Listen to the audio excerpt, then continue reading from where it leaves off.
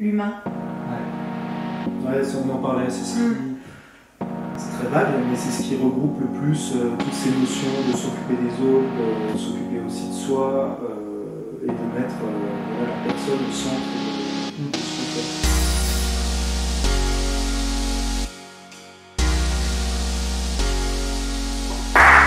Ok, salut tout le monde. On est de retour du coup sur la chaîne avec Nathan aujourd'hui et Marion. Nathan Pelletier et Marion Pelletier du coup. Tout à fait. Honneur de CrossFit L'Engrenage, professeur de danse et puis plein d'autres titres, etc. Mais ils vont se présenter, ils vont prendre le temps parce que c'est un passage un peu obligatoire sur une vidéo quand on ne connaît pas les gens. Du coup, faisons simple, je vous laisse vous introduire comme on dit si simplement. Ça sera un peu... Très bien. Donc déjà des rondes jambes. C'est beau. Donc Nathan Pelletier, donc oui, je tiens la salle de sport CrossFit L'Engrenage à Annecy. Et au-delà de ça, avec Marion et d'autres personnes qu'on développera après, on a cofondé une association, l'association Panache, et on fait en sorte de travailler avec les patients atteints de cancer ou de pathologies relativement sévères pour leur permettre de pratiquer de l'activité sportive et avancer au niveau de la nutrition. Moi c'est Marion, je suis responsable marketing pour une marque de sport outdoor qui est entre autres Scarpa France.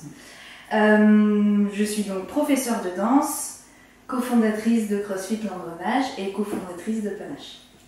Super, c'était synthétique, ça me plaît bien. C'est court, hein. Ouais, il y en a qui arrivent à être court, c'est bien. Bravo, vous avez bossé tout ça. Bon, du coup, l'idée, vous imaginez bien, tout le monde, c'est que s'ils sont sur cette chaîne, ou du moins s'ils sont en tant que podcast actuellement, c'est parce qu'ils s'inquiètent des gens, ils se soucient des gens en général, ils se soucient de l'être humain. Du coup, c'est des sujets sur lesquels je voudrais rebondir, mais avant ça, vous nous avez dit que vous êtes dans le sport, entre guillemets, le crossfit, la danse, des choses comme ça, et du coup, qu'est-ce qui vous a amené dans le sport? Donc on va parler un petit peu plus de votre passé en soi, si vous êtes OK. Et qu'est-ce qui vous a emmené aussi dans la santé? Parce que Panache, c'est lié à la santé, littéralement. Le crossfit, ça peut être lié à la santé, ça dépend des visions de chacun. Donc tout ça m'intéresse. Et puis on va dire les dames d'abord, qu'est-ce que t'en dis? Il ne faudrait pas coutume. Non, il faut pas coutume. Allez, vas-y. Non, qu'est-ce qui m'a amené dans le sport? La passion, tout simplement. En fait, je pense que c'est important de vivre de sa passion et d'avoir un métier pour lequel, quand on se lève le matin, on se dit ok, c'est ce que je veux faire, ça me passionne, et quand on rentre le soir, on ne fait pas que de se plaindre de ce métier-là, quoi. Je pense, je reviendrai un petit peu là-dessus après, mais c'est du self-care pour le coup. Ouais. Okay. Et je trouve que c'est se respecter soi-même aussi, en fait, quelque part, de se dire j'exerce et je fais quelque chose qui me plaît. Ouais. Voilà. C'est beau. Très bien. Alors, moi de mon côté, j'ai eu la chance, ça a eu une importance, de grandir à Chamonix. On va dire capitale des sports outdoor en France en tout cas. Donc j'ai fait énormément de montagnes, de trail, beaucoup de sports. J'ai toujours été passionné de sport. Après, pendant mes études, j'ai continué à en faire de manière un petit peu différente. C'est là que comme beaucoup de gens, j'ai connu la muscu, je me suis mis à ça, et puis petit à petit, après, le crossfit. Ouais. Donc moi, je faisais des études d'ingénierie, donc je suis devenu ingénieur. Après, j'ai bossé en tant qu'ingénieur. Ça ne me plaisait pas du tout, car j'avais un petit peu ce genre de sensation quand je rentrais chez moi le soir vis-à-vis de mon boulot, et relativement rapidement, j'ai décidé d'ouvrir ma salle de sport, donc c'était en 2015. Et de vivre de sa passion. Et de vivre de ma passion. Donc tu as passé d'ingénieur à honneur en... C'est ça, voilà. Ok, d'accord. Et tu as fait des diplômes entre-temps ou pas du tout? Tu as passé le level 1, c'est ça? Oui, voilà, c'est ça. Ok, ouais. d'accord. J'ai passé le level 1, j'ai passé le BPGEPS, quelques certifications spécifiques CrossFit en plus. Mais voilà, grosso modo, ça a été le parcours. Et concernant la santé, c'est important qu'on en parle vu que ça a une incidence directe sur la suite. Moi, j'ai été touché par le cancer à 2 reprises. Donc, ça a eu forcément un impact fondamental sur notre vision de la vie et sur notre vision de la santé. Parce que je ne dis pas que j'étais pas tourné santé quand j'ai ouvert une salle de sport en 2015, parce que ça serait faux, c'était bien le cas, mais pas de manière aussi importante forcément. Donc disons qu'à la suite de tout ça, notre vision dans les grandes lignes, ça a été de se dire, si on a la capacité, ce qui n'est pas toujours le cas hélas, mais si on a la capacité d'améliorer la vie des gens en tout cas leur santé d'une manière ou d'une autre, même d'une manière infime, ce qui est souvent le cas, hein, c'est rarement des changements drastiques. Ça va ensemble. Et ben allons-y, quoi. On va vraiment s'orienter là-dessus, et c'est pour ça qu'on a cette orientation d'une part à la salle, et c'est pour ça qu'on a l'association. C'est vraiment dans ce optique-là. Ouais, définitivement, parce qu'au final, en plus, vous avez vécu entre guillemets le cancer en même temps, donc de deux façons complètement différentes. Alors ça, vous en parlez dans un autre podcast dont je mettrai le lien, qui est super, mais toi tu l'as vécu physiquement et toi tu l'as vécu mentalement en tant que soutien, etc. Tu en as parlé dans une superbe lettre que j'ai trouvée magnifique, vraiment. Merci. Du coup, je la remettrai aussi en lien sur le podcast, comme ça fera un lien sur le site Panache, qui sera plutôt bien fait. Et de tout ça, est-ce que vous avez des choses qui en ressortent vraiment en particulier, peut-être toi, parce qu'il parlait du cancer ou autre, sur cette gestion de la santé au quotidien et des choses qui vous semblent importantes à faire revenir actuellement quand on discute comme ça? Est-ce qu'il y a un truc qui, pendant toute cette, on va dire, toutes ces années de difficultés, parce qu'il y en a eu des années au final, si je ne me trompe pas, est-ce qu'il y a quelque chose qui a changé ou chez toi, ou que tu as changé dans ton comportement? Comment vous avez changé? Ça peut paraître égoïste, mais je prends du temps pour moi. C'est-à-dire que des fois, j'ai besoin d'être dans ma bulle, j'ai besoin de randonner toute seule, j'ai besoin de marcher toute seule, j'ai besoin de danser toute seule. Et en fait, ce temps que je m'accorde, c'est aussi un temps de réflexion, un temps pour mieux me connaître. Voilà. Et c'est une chose que je faisais pas du tout. Même avant la maladie, en fait, j'étais un petit peu... sans jeu de mots, dans mon engrenage. Joli. Qu'est-ce que je suis en engrenage, bravo. Et c'est quelque chose à laquelle j'avais jamais pensé. Et en fait, quand Nathan est tombé malade, toute mon attention s'est portée sur lui. Et je me suis complètement oubliée. Et en fait, ça m'est revenu de plein fouet quelques mois plus tard, après la rémission. Et j'ai eu besoin de prendre énormément de temps pour moi. Et c'est quelque chose que je veux continuer à faire parce que ça m'a sauvée, entre guillemets. Et du coup, au final, c'est un petit peu... c'est une leçon à en tirer, je pense. C'est une leçon que toi, tu en as tirée pour les personnes qui accompagnent les personnes malades, de savoir que être là pour l'autre, c'est bien, mais si toi, ça va pas, tu peux pas l'être correctement. Exactement. Et ça, c'est primordial, alors, de situation malade ou autre, hein, mais... Ça enlève pas la tristesse, ça enlève pas les émotions et ce qu'on peut ressentir sur le moment, mais ça peut apaiser en fait. Ouais, complètement. Oui, puis au début ça s'est entre guillemets un petit peu fait tout seul quand tu as commencé à le faire parce que moi je pouvais pas au début, même après les dernières chimios, entre guillemets quand ça allait mieux et que le traitement était fini, je pouvais pas aller me balader, je pouvais pas, ça dure quand même très longtemps.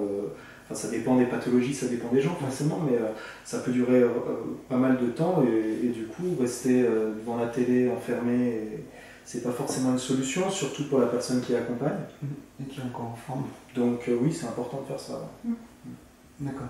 J'ai une petite phrase là sur laquelle je voulais qu'on rebondisse un peu, vous l'avez entendu ou vous l'avez lu déjà tout à l'heure.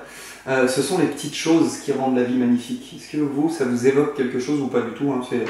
C'était vraiment une phrase qui pour moi me parle, mais vous, je me suis demandé si ça vous parlait vraiment aussi ou pas. Oui, ça nous parle, suite à notre histoire, on va dire, mais je pense qu'aujourd'hui, on va dire que c'est le côté entre guillemets positif d'une situation comme le confinement que tout le monde a pu vivre, c'est que la majorité des gens, peut-être pas tous, mais la majorité, on se sont rendu compte de ça aussi. C'est que en fait, c'est des petites choses qui donnent la saveur à la vie, tu vois, c'est de voir ses potes, d'aller en terrasse, de se balader dans un parc, de faire, c'est pas grand chose, ces actions, et pourtant, c'est ça qui rend la journée sympa, qui rendent la vie agréable. Et quand t'enlèves ces petits détails, et ben c'est vite chiant. Voilà. Après, il reste manger, dormir, regarder la téloche. Bien, tu peux avoir des kiffs en mangeant. Manger, je sais bien. Manger, ça reste une de ces petites choses qui changent tout. Ah oui, mais voilà. Mais si c'est répétitif, il y a un moment, ça n'est plus une petite chose, entre guillemets. Voilà. Est-ce que tu connais le livre 3 kiffs par jour? Ah, ça me dit rien du tout, tiens. Et ben, tu le liras. En fait, elle raconte un peu son histoire et elle te guide en te disant que tous les soirs, avant de te coucher, il faut que tu énumères en fait les 3 kiffs que tu as eu par jour. Et en fait, ça peut être un kiff, mais vraiment minime. Genre, j'ai mis ma paire de chaussettes préférée aujourd'hui. Ok, ouais. Et c'est mon kiff. Ouais, et en fait, ce que j'adore dans ce livre, c'est qu'il n'y a absolument aucun jugement. Tu peux kiffer de manger un wrap au saumon le matin, quoi. Ouais. C'est ça parce qu'elle le fait. C'est ça, ouais. Et puis c'est tellement bon les wraps au saumon. Avec du beurre salé ou avec du saumon, ouais. Oui, c'est bon. Chacun ses plaisirs. Et pour moi, c'est ça les petites choses à lire. Mais je suis tout à fait d'accord avec ça. Et puis du coup, je vais rebondir un peu dessus parce que je veux pas non plus que ce soit une interview. Ce podcast, ça reste un échange. Mais je pense que, comme tu le dis, le confinement a permis à beaucoup de réaliser que ces petites choses sont primordiales et qu'en fait, au final, c'est tout ce qu'on fait au quotidien qui nous paraît aujourd'hui habituel ou normal qui fait qu'on peut être heureux ou non. C'est tous ces petits détails de se balader, etc. en extérieur, de prendre du temps avec les bonnes personnes. Moi, je suis un grand adepte de la citation suivante, la phrase suivante qui dit que le bonheur n'est réel que lorsqu'il est partagé. Je pars du principe qu'aujourd'hui, on a beau être content ou passer du bon temps avec soi-même quand on randonne, c'est plus un moment qui va être, par exemple, important pour réfléchir, se remettre en question ou alors simplement laisser tout partir. Mais les vrais moments dont on se rappelle dans la vie sont toujours ceux qui sont partagés. Ça reste un avis personnel, mais ça va un petit peu avec cette phrase avec cette idée que c'est les petites choses qui font que la vie est magnifique. Et du coup, c'est pour ça que je voulais rebondir avec vous là-dessus, parce que, outre le confinement que vous avez vécu, comme tout le monde, un peu serré, bon, vous avez une belle maison immense, mais... On n'était pas à plaindre. Voilà, pas à plaindre, non, pas du tout, mais c'est pas grave. Et puis, la situation que tu as eu toi, Nathan, et puis du coup, Marion différemment, mais que vous avez eu avant, je pense qu'on réalise encore plus, malheureusement, que les petites choses sont importantes. Et il n'y a que dans la difficulté qu'on le réalise au final, parce que si on est dans un quotidien qui est monotone et sans souci, Mais ça s'oublie vite. Ouais. Ça se voit déjà aujourd'hui, 2 mois après le déconfinement, il y a énormément de personnes, on a l'impression qu'il ne s'est rien passé du tout. Combien de potagers ont été oubliés, tous les potagers qui ont été commencés. Par exemple, mais ça on va dire que c'est pas très grave, il y a aussi au niveau des mesures sanitaires, il y a plein de choses qui sont oubliées, il y a plein de gens qui ne s'en occupent plus du tout, mais on a vécu ça aussi suite à la maladie, c'est-à-dire que tu sors de la maladie, tu te dis voilà, je vais m'occuper plus de mes proches, de la famille, des amis proches, et puis faire que des choses qui me plaisent, je vais arrêter de me polluer avec n'importe quoi. Et là, on oublie vite. Il se trouve que quelques mois après, tout de suite, tu reviens dans un... Tu es obligé de reprendre un espèce de recul et de dire ouais, non, là ça va plus, il faut que... Ouais, il y a le côté routine, mais bon, voilà, on est humain, on n'est pas parfait, on a des objectifs, on se met on a des valeurs, on a souvent des objectifs plus ou moins élevés, mais c'est pas toujours si évident que ça à suivre. Et voilà. Ouais. Je pense que les routines sont primordiales aussi pour évoluer. C'est-à-dire qu'il y a un moment où on a besoin de régularité dans une pratique pour créer aussi bien une nouvelle habitude que pour permettre au corps de s'adapter, au cerveau. Et il faut trouver le juste milieu. Alors ça c'est quelque chose dont je parle souvent, mais l'équilibre, il y a un équilibre entre la routine et puis la nouveauté. Et il faut trouver le juste milieu entre de temps en temps laisser plus de place à la routine, puis d'un coup laisser place à la nouveauté. Et ça c'est primordial. Ouais. C'est vraiment quelque chose qui moi m'importe. Le care, ce terme dont on parlait déjà un tout petit peu tout à l'heure, mais du coup dont le podcast est un peu... Je l'ai pas dit avec un si bel accent, mais... Il n'y a pas de souci. Moi j'adore ce mot du coup. Même s'il peut représenter plein de choses en effet. Qu'est-ce qu'il représente pour vous? Est-ce qu'il représente quelque chose? Parce qu'après ça reste un terme anglais, donc j'ai choisi ce terme parce que je pensais qu'à travers un mot, il y avait plus de choses qui étaient signifiées qu'avec nos mots français, exceptionnellement. Parce que la langue française est quand même magnifique, on a plus de 10 000 mots, c'est dingue. Et du coup, qu'est-ce qui fait ressortir chez vous? Tu veux commencer? Non. Alors, je vais commencer à parler par la salle. Qu'est-ce qu'on fait par exemple dans la salle de sport, dans la salle de CrossFit par rapport à ça? On va dire qu'on a un leitmotiv qui englobe un petit peu pas mal de nos valeurs, c'est la fameuse phrase assez connue, faire passer aux gens la meilleure heure de leur journée. Ouais. Et là derrière, même si on est une salle de sport, on se dit qu'il n'y a que le côté physique, c'est quand même pas ce qui, sur la majorité des cas, c'est pas ce qui compte en priorité. Surtout on s'en rend compte là dans des périodes un petit peu compliquées psychologiquement pour pas mal de gens. C'est très bien de progresser, d'arriver à à soulever une barre plus lourde ou à faire un mouvement technique, ok, super, mais si dans la séance tu es tout seul, t'as pas de potes, t'as pas parlé à grand monde, ok, l'heure, tu t'es dépensé, tu as fait ton sport, mais il y a peu de chances que ce soit vraiment pérenne comme activité. Donc ce qui est important, nous, dans la meilleure heure de la journée, c'est avant tout se marrer avec les copains. Enfin, c'est vraiment l'ambiance.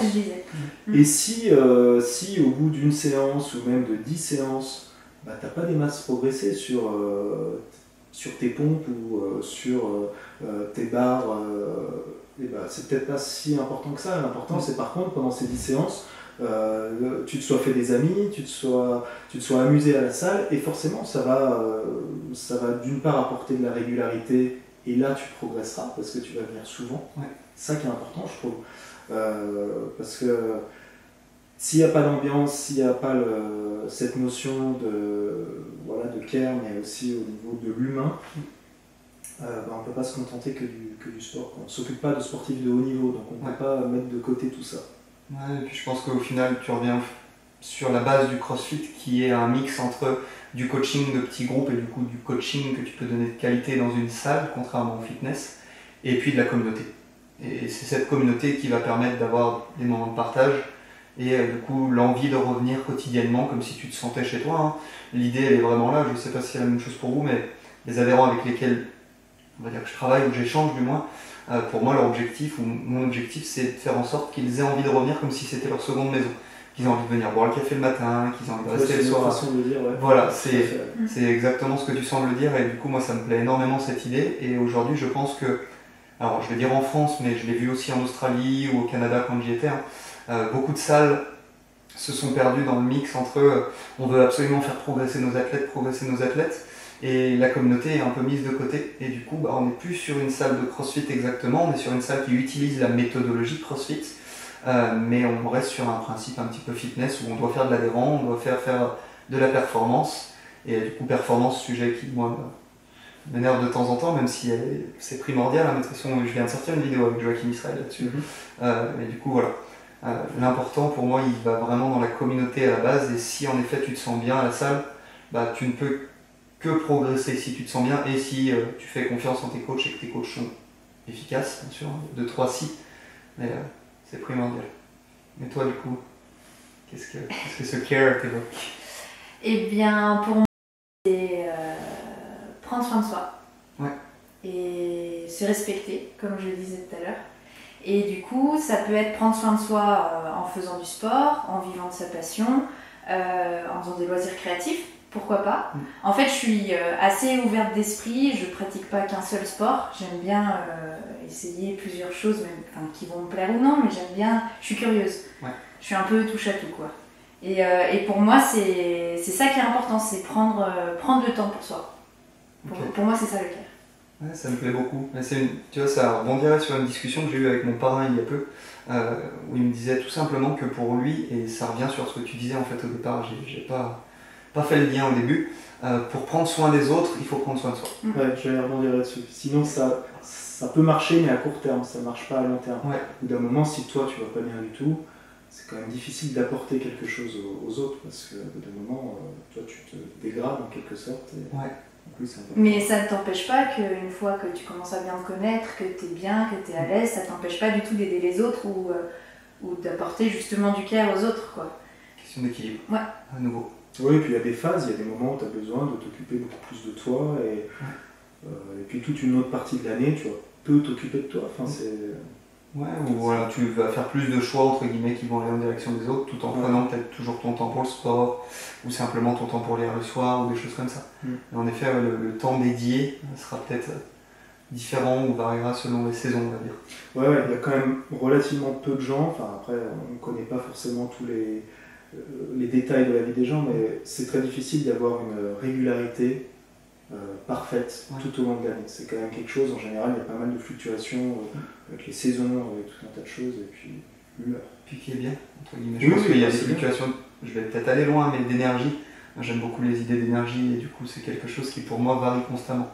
Et donc aussi bien on s'adapte à tout ça que... Ouais, je ne veux pas aller trop loin là-dedans parce que c'est un autre sujet qui peut être ouvert à débat. Une dernière petite question et puis on se fera une pause là parce que la vidéo est déjà bien assez longue et je ne voulais pas poser, mais je Je pense que la réponse peut déjà se proposer un peu. Est-ce que si je vous dis quelles sont vos valeurs, vous avez des mots qui vous reviennent en tête? L'humain. Ouais, on en parlait, c'est très vague, mais c'est ce qui regroupe le plus toutes ces notions de s'occuper des autres, de s'occuper aussi de soi, et de mettre la personne au centre de ce qu'on fait. Donc oui, on va dire que c'est la valeur principale. On utilise ce leitmotiv, la meilleure heure de la journée, etc. Ouais. Voilà, c'est important. Mais oui, on va dire que c'est vraiment l'humain. C'est ce qui vous a valu une place sur cette vidéo. C'est bon. Non, mais du coup, vraiment dans l'idée, moi ça me plaît énormément puisque, comme je vous le disais au départ, l'objectif de ces vidéos, il est de mettre en avant tous ces gens qui s'inquiètent de l'être humain et du coup qui font quelque chose. Parce que c'est bien de s'inquiéter de l'être humain, mais après, il y a l'étape suivante, c'est qu'est-ce que tu mets en place, qu'est-ce que tu fais. Donc ça, on en parlera sur les vidéos suivantes. Je voulais simplement résumer cette vidéo avec ce qu'on a dit juste avant. Un conseil primordial qui est: pour prendre soin de l'autre, il faut savoir prendre soin de soi d'abord. Ça, vraiment, s'il y a un truc qui ressort de ce que vous venez de me dire, et ça me plaît bien de finir là-dessus, c'est cette idée-là. C'est vrai. Super, parfait. On se fait une petite pause là. Ok, très bien. Vous nous retrouverez sur une autre vidéo qui sortira dans 1, 2, 3 semaines, je sais pas du tout, on verra bien. En fonction de mes envies, motivations, etc. Allez, salut tout le monde. Salut. Salut. Prenez soin de vous et puis n'oubliez pas, pensez futur, vivez présent.